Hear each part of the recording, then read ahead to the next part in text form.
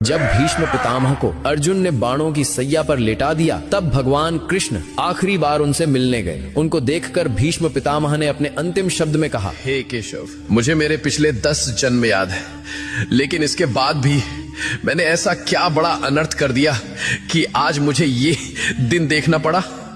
पिछले 10 जन्म में मैंने तो कोई पाप नहीं किया, तो फिर मुझे ये बाणों की सैया क्यों मिली? ये बाणों की सैया अब मुझसे सही नहीं जाती।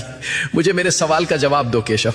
तब भगवान कृष्ण ने कहा कि हे पितामह, ये बात आपके 10 जन्मों के पहले की है। जब आप एक राजकुमार थे, तब आप जंगल से भ्रमण कर रहे थे। तभी आपके रास्ते में एक सांप आ गया। आपने उसको मारा नहीं, बल्कि ये सोचकर कि कहीं ये सांप किसी को काट ना ले, इसलिए आपने उस सांप को रास्ते से हटा दिया।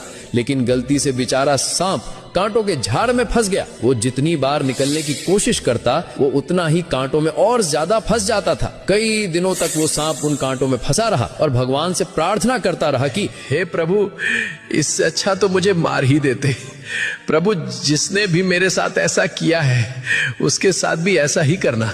लेकिन पिछले 10 जन्मों में आपने ऐसा कोई पाप ही नहीं किया जिससे आपको उस कर्म का फल भोगना पड़े। लेकिन जब द्रौपदी का चीर हरण हो रहा था, तब आप मौन रहकर भी ये सब देखते रहे थे। आप चीर हरण को रोक सकते थे, लेकिन आपने ऐसा नहीं किया। तभी आप इस पाप का भागीदार बन गए थे। इसी कारण से जैसे ही आप इस पाप का भागीदार बन गए थे, इसी कारण से जैसे वो सांप उस दिन कांटे में फंसा था, आज उसी प्रकार आपको ये कांटे की सैया मिली है। तुम कितने भी बुरे कर्म कर लो, लेकिन उसका फल अवश्य मिलता है, इस जन्म में या फिर अगले जन्म में, लेकिन मिलता जरूर है। भगवान कृष्णा को दिल से मानने वाले भक्त कमेंट में जय श्री कृष्णा अवश्य लिखें।